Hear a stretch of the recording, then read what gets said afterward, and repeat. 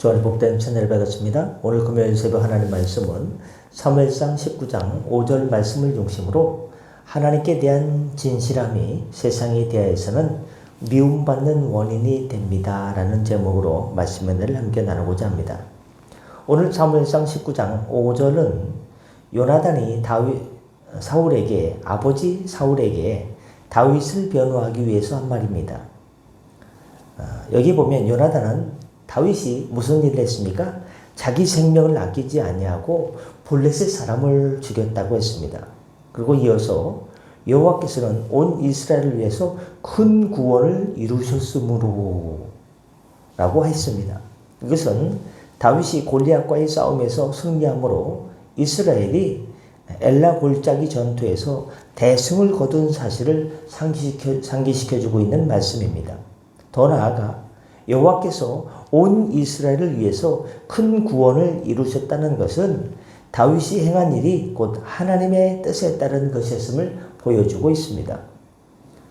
그런데 다윗이 사울에게 쫓기며 수차례 죽음을 맞고 또 10여 년에 걸쳐 도피와 망명생활을 해야 했던 것은 역설적이게도 다윗이 하나님의 뜻을 따라 정직하고 지혜롭게 행함으로써 자기 맡은 바 임무에 충실했기 때문입니다.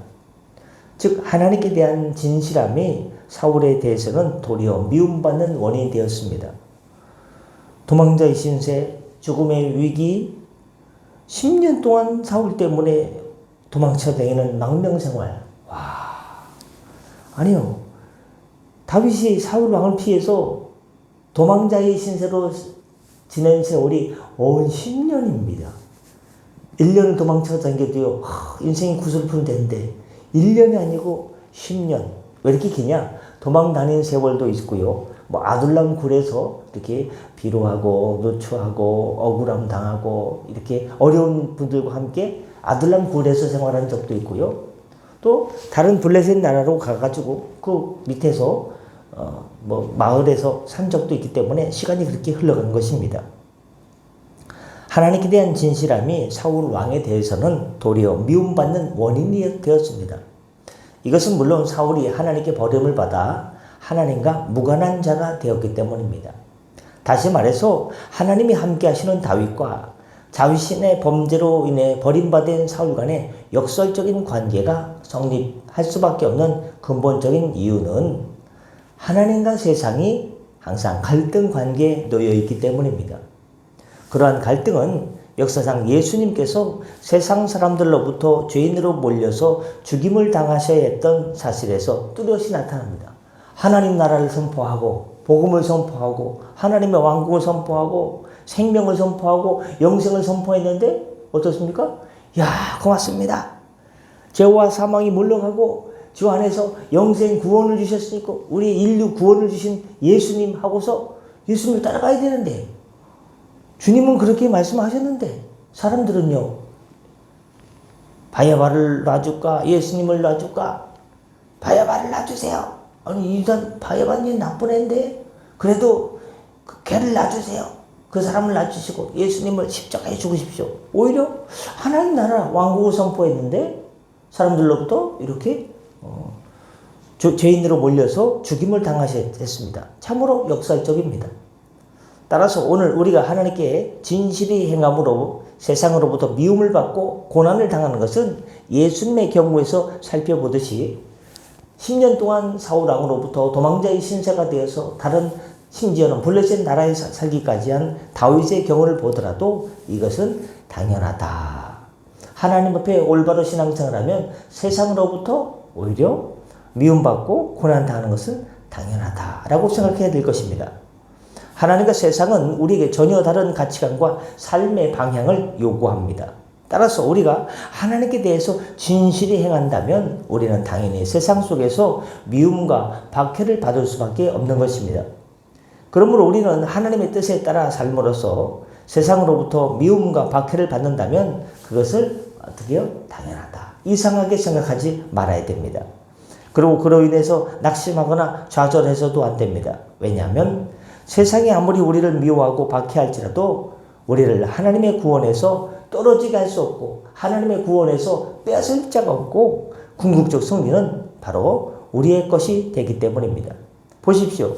다윗이 사울 왕의 미움과 박해를 받았지만 10년간 도망자의 신세가 됐지만 그가 죽임을 당했습니까?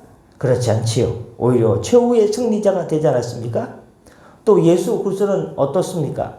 세상 그리스도를 십자가에 못 박아 죽였지만 결국 사흘 만에 부활하심으로 세상에 대해서 승리를 거두지 않으셨습니까?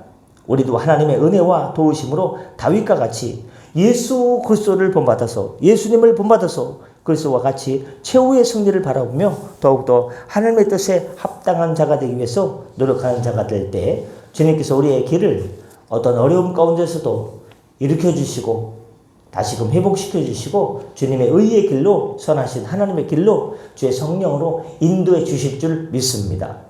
기도하겠습니다. 은혜 주님, 세상이 아무리 혼돈스럽고 이렇게 여러 가지 경제적으로 어려워지고 먹고 살기 힘들어지고 여러 가지 생각지 못한 난제가 변화무쌍한 세상 가운데 날마다 우리에게 파도처럼 다가온다 할지라도 우리에게는 산 소망이 있습니다.